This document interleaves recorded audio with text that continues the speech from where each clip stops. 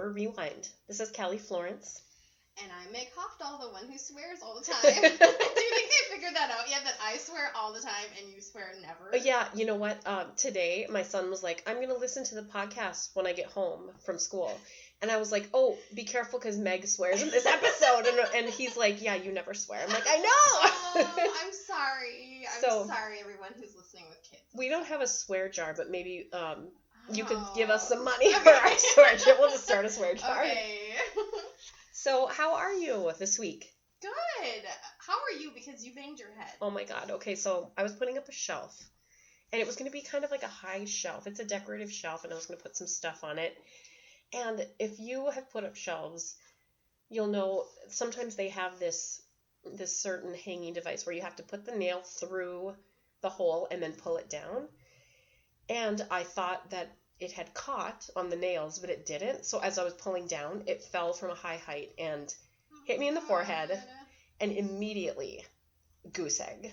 Oh, it's looking better now, but you don't have to be kind. So, and then of course it was family photo day. We were gonna go take some photos. Of course. And so I spent 2 hours with an ice pack on my head, like trying to get it down. And it did go down significantly, and I was able to cover it up with some makeup, but it's not good. At least it didn't split, and I had to get stitches or anything. Yeah. But did you swear when it landed on I didn't. What? I don't know. I just didn't. I probably said something like, oh, diddly, like Flanders. Like this Flanders. Like, right. Oh, sorry, I swore. I'm like, what other characters do that? They're like, oh, I didn't mean to say that. Oh, I don't know. I can only think of Ned Flanders. I feel like it's an animation. It's like, oh, I didn't mean to say that. Oh my goodness. And then it's, it's like, oh, doodly. Oh, doodly. So I'm okay. I do have a goose egg. I'm sorry. On my forehead, but that's all right. And if you say anything weird, it's because you're concussed. Yeah, I might be concussed. Hey, speaking of concussions, Meg, you had a concussion, and I was thinking about you last May. I did. A year ago, I got a concussion right before we were doing a Wizard World. And I was hit. My car was hit, and I got a concussion. Is that what we're talking about? Yeah. Wait, oh no. Are you kidding? Half kidding. Oh my god. Okay, so that was my concussion. I was thinking about it, though, because I remember I saw you the same day then, and your dad had to drive you because you couldn't drive. Mm-hmm. And you were repeating things, and you were forgetting things immediately. Yes. And you said, that all. Well, I know, and you told me up front, like, this might happen, and it did. And I was really worried about you. Really? I didn't know I forgot things. Really? Yeah. But you just did it, so I'm like, what's happening? Really? Maybe it's the Miller Lite. Yeah, that could be it. Oh, yeah, that's weird. Yeah. Yeah, it's very weird to get a concussion. I'm sure people who are listening. It's weird. It makes you feel all strange. But thank goodness I didn't have to wear, like, a neck brace, because I was freaking out, like, I'm going to be doing this author event, and I'm going to have this neck brace, I'm going to be saying weird things, I'm going to, like, randomly throw up or something. Isn't that what people do? Yeah, that didn't happen, thankfully. That reminds me, when you said neck brace, I was thinking about this scene in Broad City. It's on Comedy Central, where they're searching for an apartment, and their realtor is wearing a neck brace, just for no real reason. But she's like, look, the walls are really thick in this place. No one can hear you scream. And there's, like, blood splatter all over the walls. So, like, somebody was murdered there. But she's like, nobody can hear you scream in here. It's a great feature. Right. Oh, that's such a good show. So that brought me to neck brace. It's a little random. Maybe I do have a concussion. Yeah. No, I like it. I like concussed Kelly. Oh, good. So this week we are talking about Meg's pick, Psycho. Oh, my gosh. Mommy. My child is in here right now. We're recording. Hi. We're recording. Do you want to say hi to the microphone? Hello, what is your name? Tell everybody how old you are. I'm 6 years old. What's your favorite movie? Guardians of the Galaxy 2. Guardians of the Galaxy 2? That's awesome. Okay, why don't you go inside in there, and I'll see you in a little bit, okay? Oh, sorry, everyone. That was my son. Sorry. He has a cool favorite movie. What's his cool favorite movie? He said Guardians of the Galaxy 2. Oh, I didn't hear because I was texting. Okay. I'm so concussed. Kelly doesn't enjoy it. She's not cherishing my child. Sorry. Right now. But he is named after a horror icon. He is. My son's name is Dexter, after Dexter Morgan, because why wouldn't you name your child after a fake serial killer? Speaking of serial killers, let's talk about Psycho. MG. Okay, from a previous week, do you remember? Mm-hmm. I said that Alfred Hitchcock brought respect to the genre of horror, and people started respecting it because of that. Mm-hmm. I think we talked about it because in Feud, they mentioned that in Feud, yes. which Hush Hush Sweet Charlotte. Mm-hmm. This is Alfred Hitchcock at his finest. At his finest. So tell me when you first saw this. Okay, so the story goes that I was about 8 or 9, and my mom said, she figured out that I had this penchant for horror movies, and she's like, I'm going to show you a movie that is so scary, you are just going to die. So I was like, okay, so I was really excited. So sit down to watch Psycho, and she's like, just wait, you're going to die. And she talked it way up. So I'm sitting there watching Psycho, about 8 years old, and I'm thinking, this woman's insane. I don't like this movie. I don't like this movie at all. The whole movie went, and I was like, in my mind as an 8-year-old, a scary horror movie meant like a zombie was eating your shoulder or something. Yeah. So I did not appreciate it at all. I was very like, I don't know, crestfallen. I was like, oh no, that didn't do it for me. It wasn't until I was probably like 12 or so that I watched it and then watched it and watched it. And then as I watched it, 20 times in a row, I could understand the nuance and understand why it is one of the scariest movies ever made. But at 8 years old, I just didn't have that nuance. No. I couldn't really, all I wanted was like something jumping out at me or something. So I was like, oh, that was a bummer. But then when I like saw it again, and then it became like my favorite movie. And then I made the mistake of having my birthday party when I think I was, it was 1998, so I was 14. I had my birthday party at the remake. We went to the remake of Psycho. Oh, with Anne Heche and Vince Vaughn. Vince Vaughn. That stunk. But anyway, I was so into Psycho that I was like, I made all my little 14-year-old friends go to that. And I appreciate the remake because of what they were trying to do, a shot-for-shot remake. What's the point of a shot-for-shot remake with, like, actors that weren't as good? Like, it just doesn't make any sense. I mean, but I went to see it opening night, too, because I love Psycho, and so I feel like I was excited for it, but looking back, it's like, wait, why? Yeah. I guess maybe we were hoping new audience and people would appreciate it. We were saying before, we were talking about Dawn of the Dead a while back, like, that was a great remake. Yeah. It wasn't a shot-for-shot, and that's why it was a great remake, because it did its own thing. So I think it could have been a cool remake if they had done their own thing. And actually, I'll get into Bates Motel later, and then it's kind of... But, yeah, definitely when I was 8, I did not appreciate it. I think it is a thinking man's horror movie. Yeah. Thinking woman's horror movie, sorry. And I think that, I had to be a little bit older. And then I fell in love with it. Yeah. How about you? What's your story? I don't remember when I saw it. I was probably between 10 and 15. Mm-hmm. And I didn't know the twist. Mm-hmm.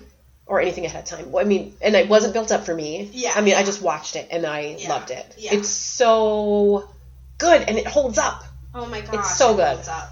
I was trying to watch it this time the other night as though I didn't know the twist. I kept trying to watch it in like that place. Yeah. Because I feel like the twist, most people who watch Psycho, I feel like they know what it's going to happen and all this stuff. Because it's just so inculcated into like pop culture and everything. So I tried to really watch it with those fresh eyes as best I could. Yeah. Okay, so the movie starts and the Bechdel test is passed immediately.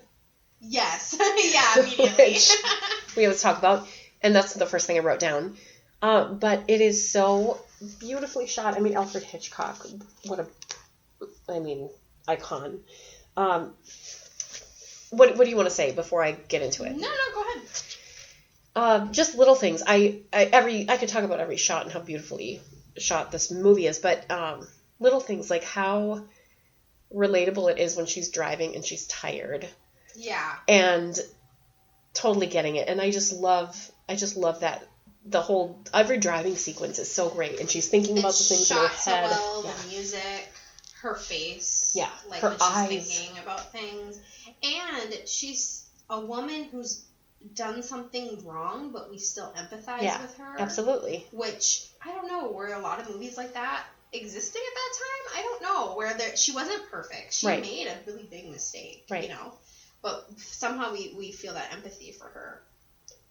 I totally felt that. And then when she's talking with that police officer after she was pulled over, or she pulled over to take a nap, and then he came and talked to her, I know exactly how she was feeling, and she was really guilty. But I immediately feel guilty anytime I come into contact with the police. Me too. Even if I haven't done anything, I'm like, ugh. I feel so guilty, as though I am Norm Bates and I have murdered somebody, and it's like, why? I know. I don't get it. And every time, like, I pass a police car or sheriff or highway patrol, I'm not even speeding, and I'm like, oh my God! Like, oh, yeah. Shit, they're gonna find the body. So can you imagine what she was actually going through? And then he's like following her, and when she's driving, and all the conversations are running through her head, and we don't know if we're actually getting a listen in on what's actually happening, or if they're just in her head. I love that. Oh, I know. So I Googled how much $40,000 would be now. Yes. It's $328,000. Okay. So do you remember what it was in the remake? Because they upped the price. No, I don't remember. But I was like, okay, what would, that I need to know the number so I can really, truly understand what's, That's a nice amount of money. Yeah, so I guess, that makes more sense when you think about $328,000 in a suitcase rather than $40,000. So that was kind of interesting. No, that is good.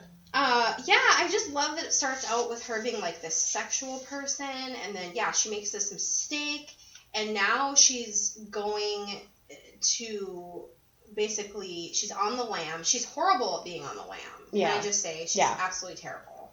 She's not making great choices. No, like the way she was acting with the police was weird. Then the police guy is like across from her as she's minding the car. She freaks out the car salesman guy. Like, she was making so many mistakes, which I think helped in our empathy for her. Yeah. What else? Oh my gosh. So then she gets to the Bates Motel. Now, I want to ask you this. Yes. Was Anthony Perkins considered hot? Why are you asking me? I wasn't around back then. But what do you think? Do I consider him hot? Yeah, or do people? I think he's attractive. Yeah, because I was watching this movie with fresh eyes too, as much as I could, and I was like, he's kind of cute. Like, he's kind of attractive. I mean, think he's attractive. He's sort of like a boy next door type, and he seems super innocent and chill, and because I was like, he's inviting her into the parlor to have a sandwich. Like, could this go someplace in her mind or anybody's mind? Yeah. Is it just like, no, he's a total dork? But I kind of see him as likable and not hard on the eyes. Yeah, no, I remember thinking that he was attractive and like feeling like maybe I should admit that Norm Bates is attractive. But yeah, no, I think he is, and he definitely is. He definitely is. So tell me this. Okay. Oh, you know what? I just answered my own question, even in my mind. But tell me what you think. Okay. He's about to grab key 3. Yes. And he says, Where are you from? And she says, Los Angeles. And then he moves to key 1. Why does he do that? Oh, he moves to key 1 because I don't think it has to do with the question he asked. He wants her to be close so he can look through the peephole, right? So he can look through his jack-off peephole. That's what I realized. But they don't show him masturbating in this movie. They do in the remake. Yeah. Well, okay, so something, too, that's kind of interesting is, so he is based on a man named Ed Gein who killed people in Wisconsin. And if you guys don't know who Ed Gein is, you should read about him. There's some great true crime podcasts that talk about him. He's fascinating, just fascinating.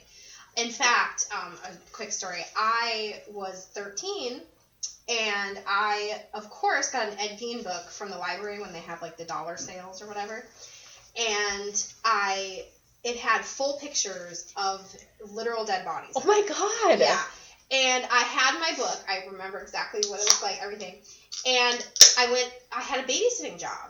And I had my Ed Gein book. Oh, my God. And my mom stopped me as I was walking out the door. And she's like, and my parents have always been pretty tolerant of me and what I like. And my mom's like, I think maybe you should bring a different book to babysitting. And I was so pissed off because I had to, like, bring some stupid. I remember she gave me a book that she was reading about a detective with, like, a talking cat or something. It was so bad, And I was like, oh, my God, I want to read my Ed Gein book, Like, I was just so mad. Now I look back on it and I'm like, yeah, if my kid was walking out the door with an Ed Gein book going to babysit, I wouldn't let them. But anyway, but what's interesting is then Robert Bloch, I believe is the name, wrote the book Psycho, which I haven't read. Have you read? No.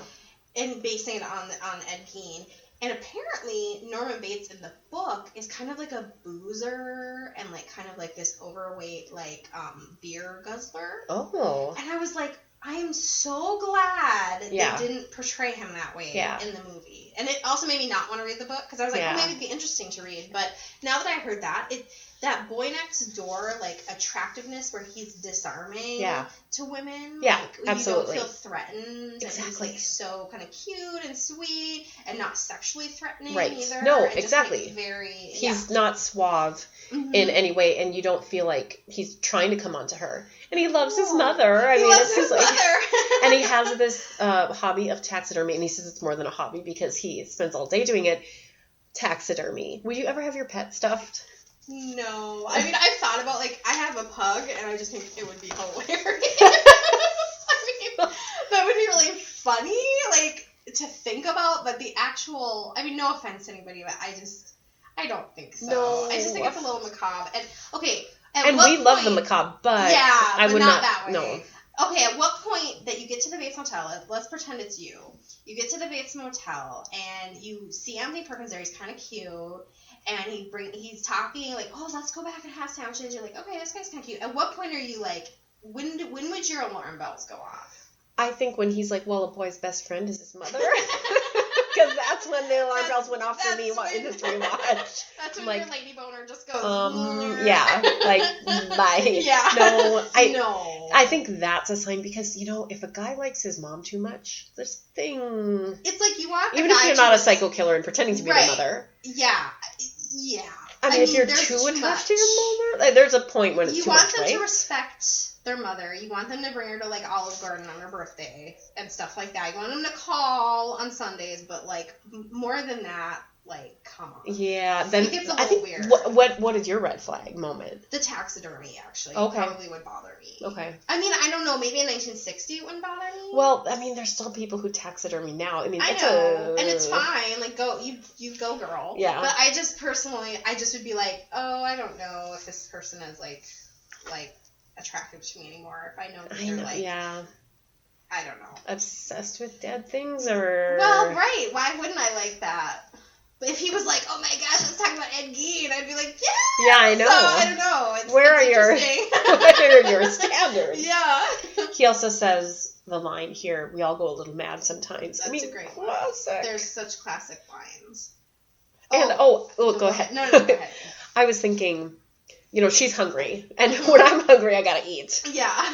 And he's like, well, the restaurant's, 10 miles, and no, I'm not gonna drive 20 miles round trip to go get food when I'm starving. If he offers me sandwiches, I'm probably gonna eat it because there's no room service. So, like, of course you would do that. Yeah. But then it's like this conversation just turns. Yeah, and you can see her kind of being like, and every woman, I know every single woman who's listening to this has had a conversation like that where the conversation turns and you all of a sudden feel a little bit threatened and a little bit weirded out, and then you're looking at your exits going like, how do I get out of it? But it's still such a normal thing. It's not to the point where she's like, oh, this guy I'm in danger or anything. No, it's just like that little hint of like, bye now. Like, there's something creepy about you. And he has this like weird affect where he laughs kind of at like weird times. Right. And it's very subtle. And he sort of covers up anything weird, or it reveals a little too much, and it's such a brilliant scene. Oh my gosh, yeah. Okay, so right after this is the most iconic death scene. It has to be the most iconic death scene of all time, right? Think so, yeah. I mean, one of the greatest moments in cinema, I wrote. Yes. It's a perfect crime. It is a perfect crime. Because no one knows where she went or what her intentions are. He cleans up. This is pre-DNA. I looked it up. DNA evidence didn't start until 1986. Yeah. So, maybe he didn't clean it up perfectly, but they didn't have to bring a blacklight in there. Even if there's, like, a smear of blood on, like, the toilet tank, like, nobody would even, like, do anything about it. You know what I was watching when I was watching it this time? I was wondering why Hitchcock chose to show every part of the cleanup. Oh, my God. Okay, yes. Why? I wrote that I actually love that they show us in essentially real time. I mean, it was basically real time. Yeah, real the cleanup time. of everything, and I don't know why he chose it, but I love it. It's fascinating to watch because you actually think about people who actually murder people and go through this process. Yeah. Especially once you know, and of course, as we're watching, we know that he is the murderer. But when somebody was watching the theater, they're thinking he's cleaning up after for his mother. Which is an interesting dichotomy to think about. It's just, I don't know, it was a really neat thing, but I was definitely like, I wonder why he made that choice. Something I want to mention, I listened to a podcast. It's 6 episodes, so it's kind of like a mini podcast. You guys should check it out. It's called Inside Psycho. It was fascinating. They talk about Ed Gein, of course, and then the writing of the book. They talk about Alfred Hitchcock and how basically no one wanted him to make this movie. They thought it was career suicide. One thing they talked about, and there's so many little tidbits in there, so it's really worth listening to, is that they had never before in a movie shown a flushing toilet. What? There is no movie before Psycho where there is a flushing toilet. And the MPAA lost their shit. Oh, sorry, Campbell. and also the pun, but they wanted the part where she rips up the paper and throws it in the toilet. That bothered them. Wow. That it was a flushing toilet. I just thought that was fascinating to think about life in the 1960s. Yes. Where you think about what's on celluloid today. Yeah. And they were concerned about showing her flushing paper down the toilet. It's crazy. And speaking of that, think about on TV. They didn't show couples sleep together in the same bed. They always had twin beds in the same room. Lucy and Desi. That's crazy. I know. And now you can find pretty much anything. Yeah, have you seen Showtime late at night? Oh, God. This is random. She does it earlier, and then other characters do it later. It always bothered me because not only this movie, but other movies, they show characters getting out of the passenger side door instead of the driver's side door. Oh, I noticed that one time. And she does it, and then the cop does it later. And so I looked it up because I have always heard, because I remember asking my parents or somebody, why do they do that? And it was it's easier for the shot so they don't have to move the camera, or it takes less time or whatever. Oh. But then I was looking it up, and people were saying that at one point, and probably this point in time, it was in driver's training, you were taught you had to exit the passenger side because that was the curb side. And it was always safer to exit the curb side than the driver's side, because if you enter... that makes sense. It does. It totally does. Because think about how many accidents happen. You open your car door and somebody drives by. I did that, though. No, it's crazy. People would be staring. No. That little lady. But... So the other thing is that cars used to have bench seats, so you could slide across. Oh, that makes sense. And we don't have bench seats anymore. We have bucket seats or whatever. I'd be knocking over my big, huge, I don't know, pop or something. Yeah. And I'd be... No, there's no way I could exit my passenger side without injuring myself worse than my concussed head. Yeah, no kidding. During the cleanup, he throws away the money. I mean, he doesn't throw it away, but he throws it into the trunk. God, that's one of my favorite. The symbolism. Yes. And the fact that, sorry if I'm talking over you, but no. It's just the fact, I got so excited because it's the fact that people kept thinking that was his motive, or that was a motive for her murder, was the money, and he didn't even care about the money. He didn't even know. What do you think if he'd found the money? What would Norman Bates do with it? No, I don't think. I think he still would have thrown it away. Or Or stuffed it in his mother's body. I don't know. I don't know. Yeah, no, he's definitely he doesn't want money or need money, and it's fascinating because I think as an average normal human, we're all well, that's what I would want, but his depravity is just so far gone. Yes. Okay, so this is the turning point for me. He cleans everything up. He is sinking the car. There's that pause where he doesn't know if it's going to sink. And then it continues to sink, and they show his smile, and he has a creepy smile. Mm-hmm. And you feel empathy, and you feel for him, you're rooting for him. Yes. And then he smiles when the car sinks, and it changes. Oh, it totally flipped for me all of a sudden. And I knew who he was and what he did. Uh-huh. But it's You mean that it flipped in the sense that you felt an empathy I for felt him? something for him. Yeah. And then when he smiled when the car sank all the way, instead of like feeling relief and like seeing like, oh God, thank God he's like, yes, like he smiles. Yeah. And it's like, no, you shouldn't feel that way. Yeah, I know. So yeah, I see what you're saying.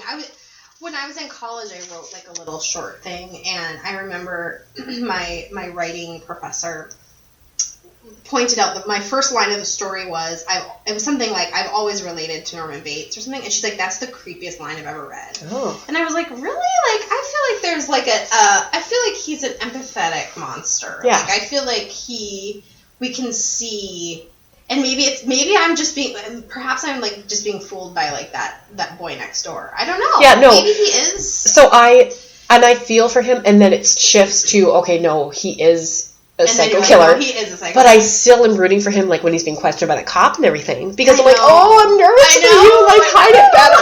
Yeah, I know. He's not good at hiding it either. Okay, so yeah, I'm feeling for him. Great acting is what it comes down to. Mm-hmm. Yeah, exactly. And that psycho sound effect, you know which one I mean. Yeah. It's so great. The sounds, yeah, there's amazing sounds. I was just thinking, too, something that I often don't like in movies, and it happens, unfortunately, a lot, and a lot in horror movies, is when you have a woman being the main focus, and then she basically, for some reason, is injured or, in this sense, killed, which I'm sure was shocking to people that she died. Yeah, in, because like, it's like, this is the lead. Like, yeah. But anyway, and then it shifts to a man's perspective, and that always bugs me, but not in this movie, because it's done so deftly, and also we get to have our sister be on the other side of it, which I was really grateful that, which is sad. I'm like, I'm so grateful there's another woman in this movie, but it just, I was like, thank you that her sister's there to be a fighter for her. It's the perfect character to be searching for her too, because it's for like genuine reasons. Yeah, it's not like we gotta track down this money or where's my girlfriend? Yeah. Days before cell phones, you're just waiting to hear from somebody. Yeah. You don't know where they are. You can't just call and check. You can't ping their cell phone, see where they last used it. The cop, of course, dies, and he's got to get rid of his body in his car. Yes, that's and then. Scene.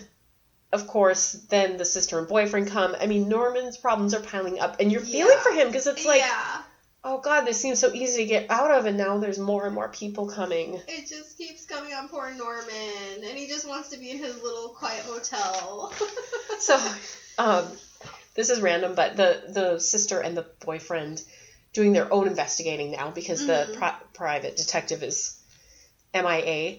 It reminded me of The Keepers. Have you finished The Keepers yet on Netflix? I have finished The Keepers. Yes. And we won't give anything away, but it reminded me. Oh, that's funny. Like, sometimes we have to take things into our own hands. And... Oh my gosh, let's do it, Kelly. Let's do it. Let's solve a murder. Wouldn't that be? Yeah. You guys, do you all want to solve a murder with us? How can we do this? Put our heads together, we can do it, right? Let's find one. But I just, The Keepers is really great. So it is. You should watch it, and it's fascinating. But it reminded me of that. Like, we're going to do it ourselves then. Yeah, we can investigate ourselves. It is really... Oh, one thing I just back in the beginning, I'm going to talk about was how creepy it is when you hear him talking to his mother from Janet Leigh's perspective. Oh, yes. And for people who are watching the movie the first time, they don't know. It's like, oh, he's talking to his mother. But when you're watching it, when you know... That is really scary. Like, the actual voice that he's like, making a voice, apparently. And it's just like, that is not okay. Like, that is creepy. And also, that, like, you were asking about the red flag moment. I mean, if you're this adult man and your mother's yelling at you about just this woman, like, okay, she's just at the hotel, like, big deal. Yeah. That's a red flag, too. Maybe that would have been... That might have been a moment. Where it's his mom is like, wait a minute. Oh, got her over her knee. Yeah. Okay, so the skeleton reveal and then the Norman as mother reveal is perfection. Oh my gosh. And I wonder what audiences thought at the time. Because this must have been groundbreaking, right? This was very groundbreaking. So when I was watching that Inside Psycho, you learn a lot about the actual production and also just like people's reactions and things like that. One thing that was kind of cool that they were talking about was during the shower scene, when the what do you call like the MPAA? What do you call like isn't that what it's the ratings called? The ratings people. Apparently they sent the shower scene back to Alfred Hitchcock and they were like, I'm pretty sure we saw some boob in there. And he said, okay, I'll fix it. He literally did not touch it. He didn't touch anything, and he sent it back to them. They're like, okay, thank you, it's fixed. And it shows you how much, like, is implanted in your brain when you're watching something like that. But they were talking about people's reactions and how people were like, I mean, they couldn't even believe when they went and saw this in the theater.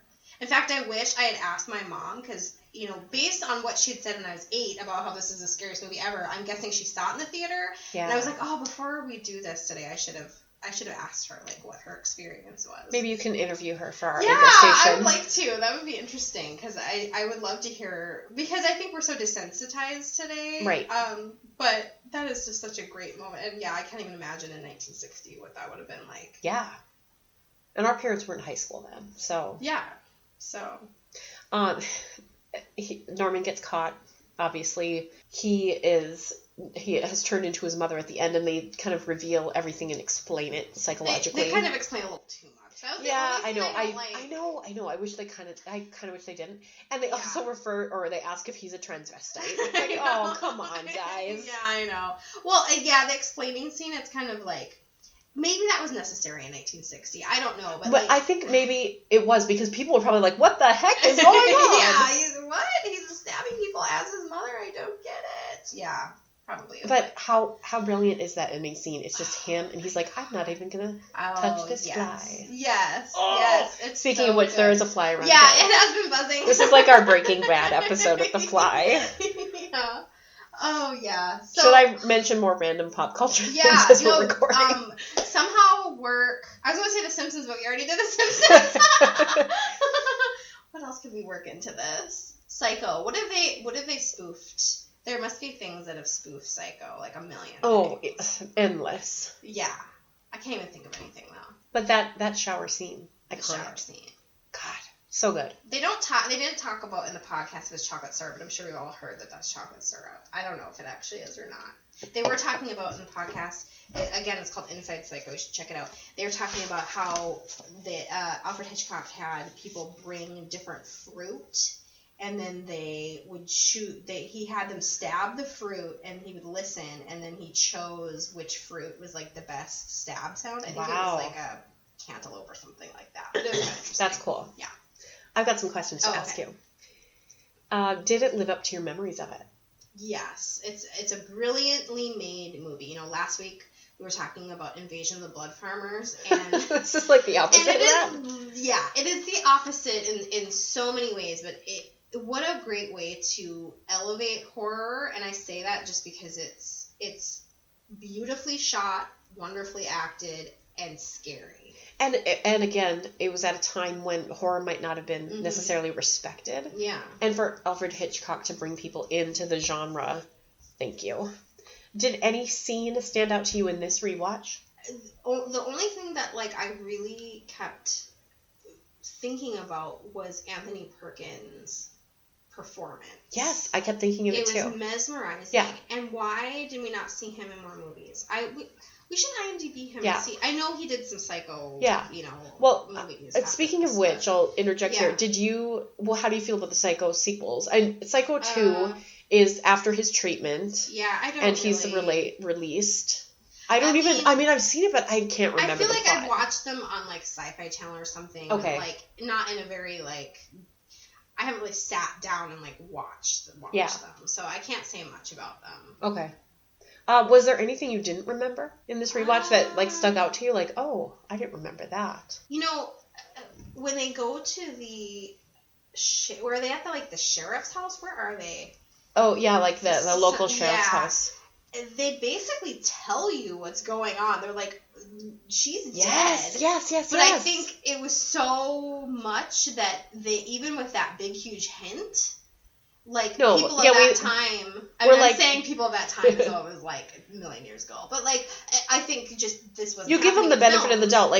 She's still alive. She faked her death or something. Yeah. What's going on? So I really tried, like I said, to kind of watch it as though I didn't know. So that was kind of interesting to see. But anyway. Yeah. So it does pass the Bechdel test, and is it still or was it ever scary? I think you answered it wasn't scary to you in the beginning, at 8. When I was 8, it wasn't scary because I wasn't gory or you didn't. I didn't understand. You didn't get it. I didn't get it. But then But then as a couple years later, I was like, oh, actually, that is really scary. And then now, I think it's one of those things, now I'm like even more scared of it because it could happen. It has happened. It's the real things. Like Lake Bonum, for example, from last week. Yeah, it's the true crime stuff that's creepy. It could happen. It has happened. Ed Gein was like wearing people's skin and shit. Like, it happens. So, yeah.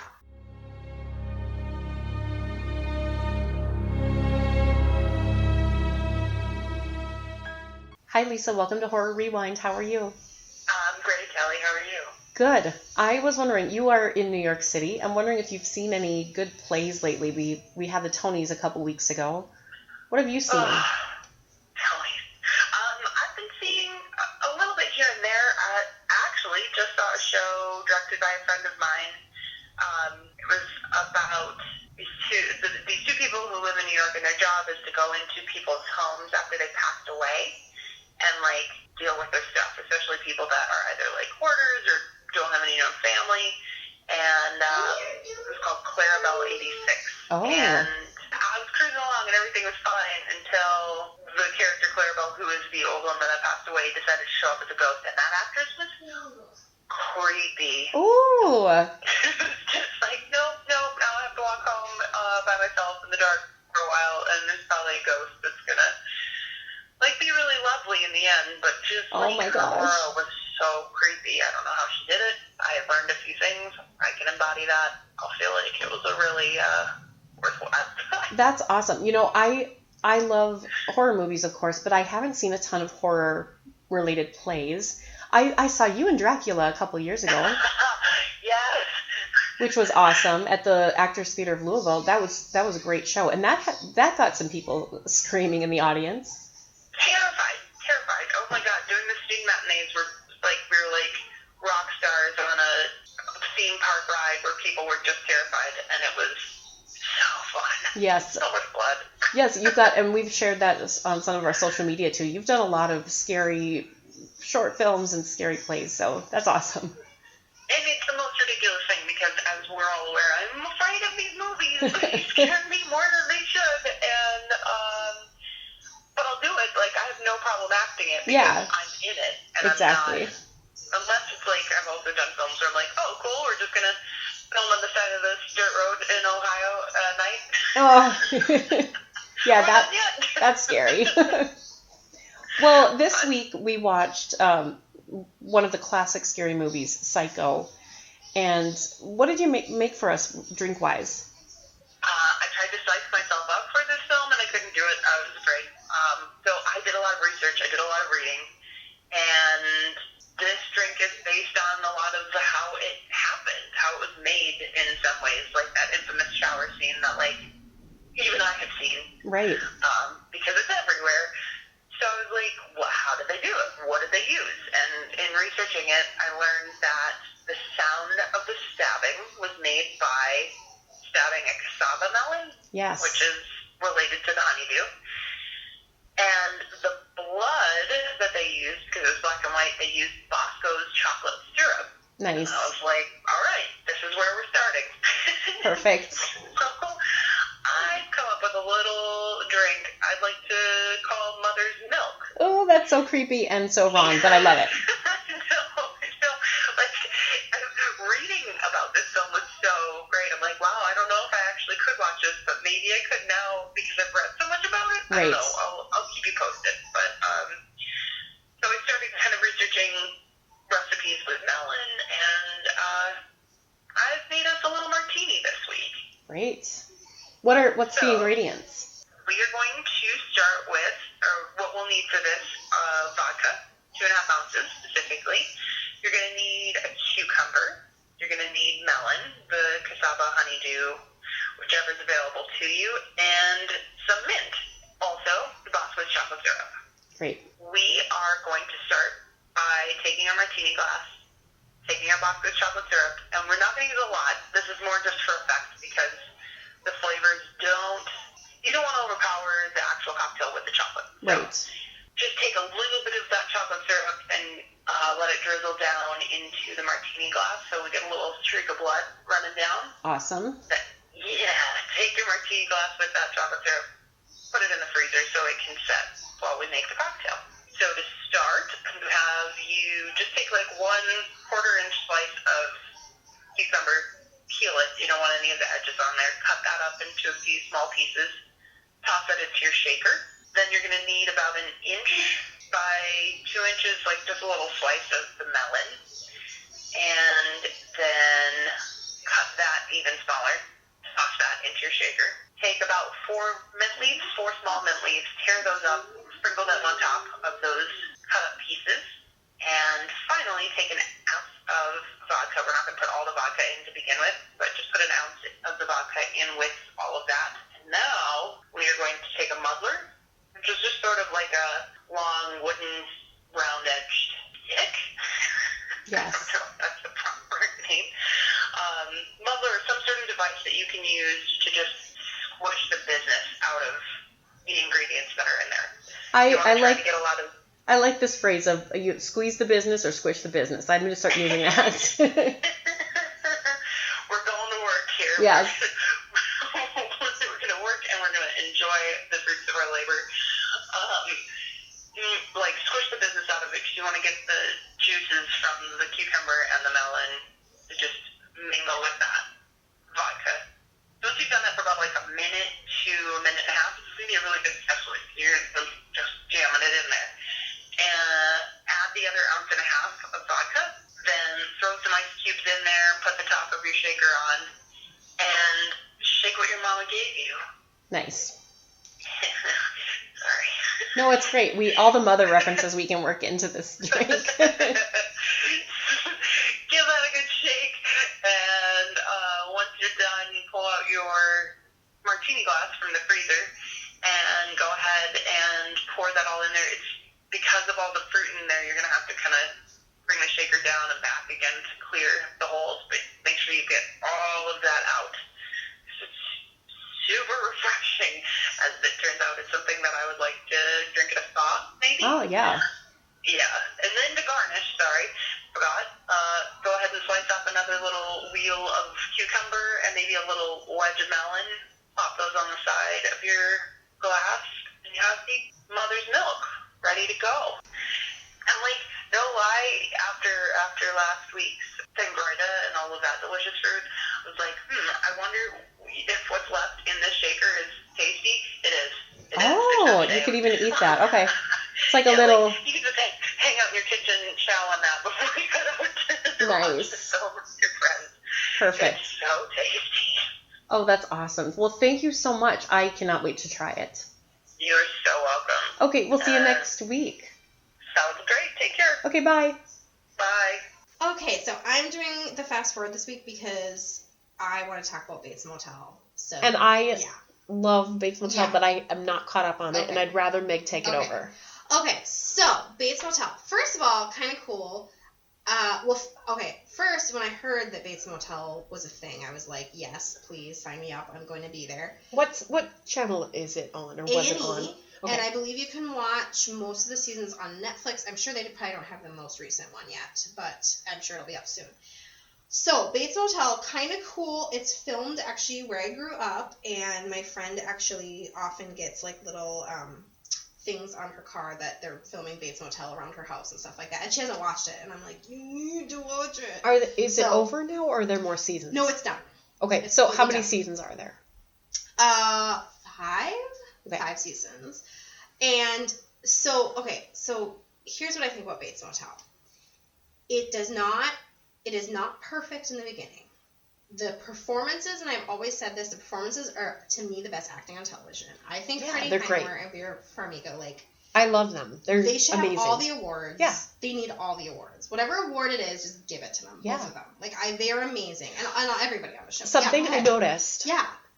And then Mark walked in, my husband walked in when I was finishing Psycho, and he's like, wow, he really is acting like Freddie Highmore. And I'm like, you mean Freddie Highmore really acting like him? Like, he totally has every affectation down. Oh my gosh, he embodies him. And to think how young Freddie Highmore was when he started, and oh my gosh, and he's the same thing where he's kind of attractive in this adorable boy next door sweet, and then Bates Motel, you become so empathetic toward him, and he's this little baby, And her performance is like, I can't even describe it. It's just incandescent. It's perfect.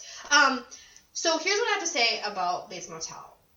It is not a perfect television show, but the last 2 seasons are some of the most amazing episodes I've ever seen of anything.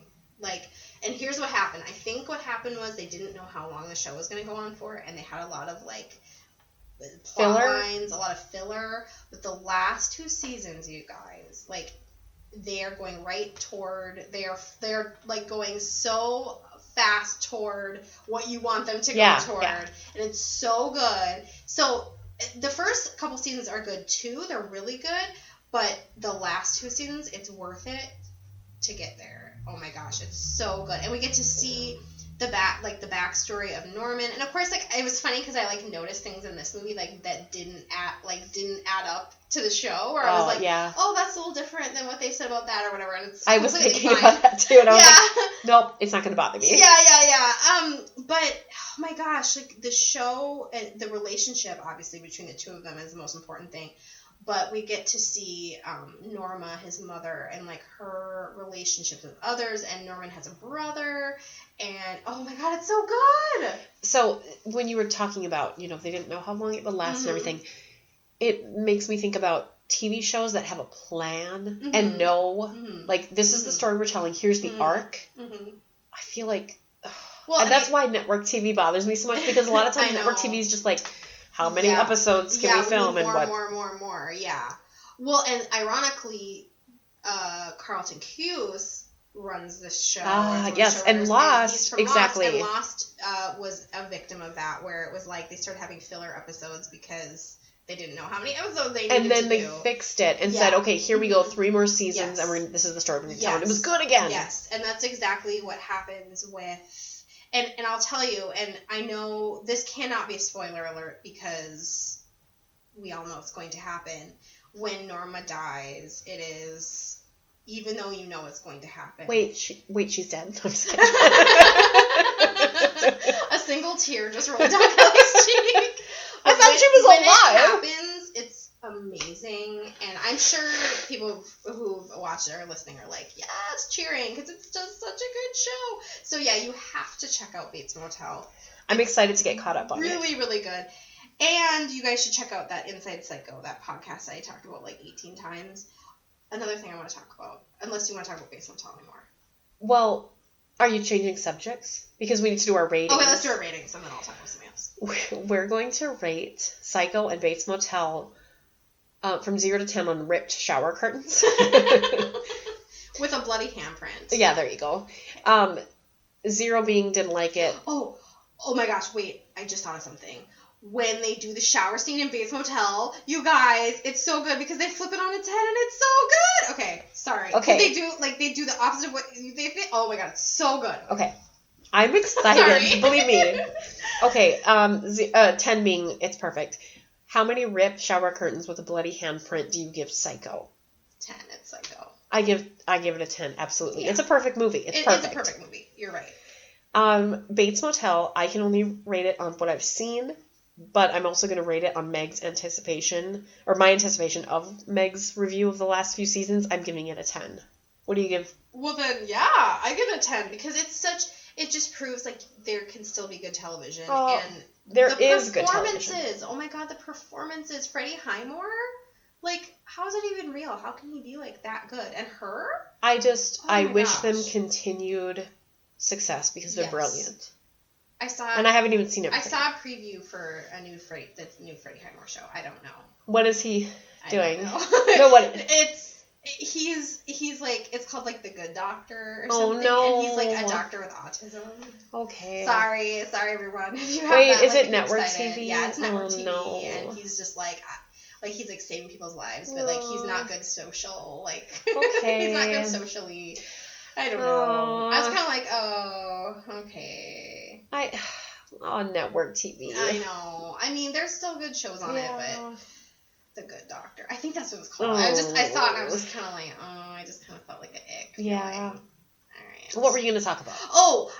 There's something really exciting we wanted to share with you guys. So, our website is up, and it's pretty exciting stuff. Is it horrorrewind.com? Yes, it's horrorrewind.com. So, anyway, you guys need to go there. If you are a horror author, if you have an Etsy page, or even if you don't, even if you just want to do a shout out, we want to support you and have a little, I guess you'd say a little ad for you on our podcast.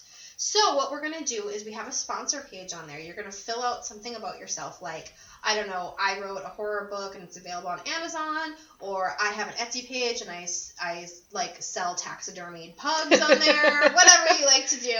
And there'll be more detail on the sponsorship page, but basically we want to help support you guys while you help support Horror Rewind. So awesome. Yeah. That's great. Yeah. So also, speaking of shout outs, make sure that you call into our anchor station, because we've got horror history, horror trivia, horror questions every day.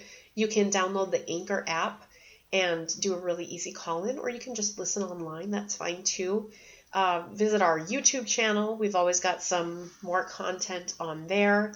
Leave a review on iTunes or wherever you listen to our podcast. That's really helpful. You know, we're just grassroots starting out. We love reviews. They help us know what you guys think. Also, let us know if there's a movie you would like us to do that's something that's special to your childhood, and maybe we'll even watch one we haven't watched before, which would be kind of fun. And, you know, we've been getting some call-ins on our anchor station of movies I have never even heard of, let alone watched. Yeah. So it's really exciting. We want to hear from horror fans. And also, if you call into our anchor station, we will feature people on this podcast, which is kind of cool. So you might just hear your beautiful voice. Yay. And if you don't want to be featured, send us an email and say, hey, I was cool on Anchor, but don't put me on the podcast. Yeah. Should we not say people's names maybe or something? I don't know. We'll see. We'll work it out. Hey, everybody, have a good week, and we'll see you in the horror section.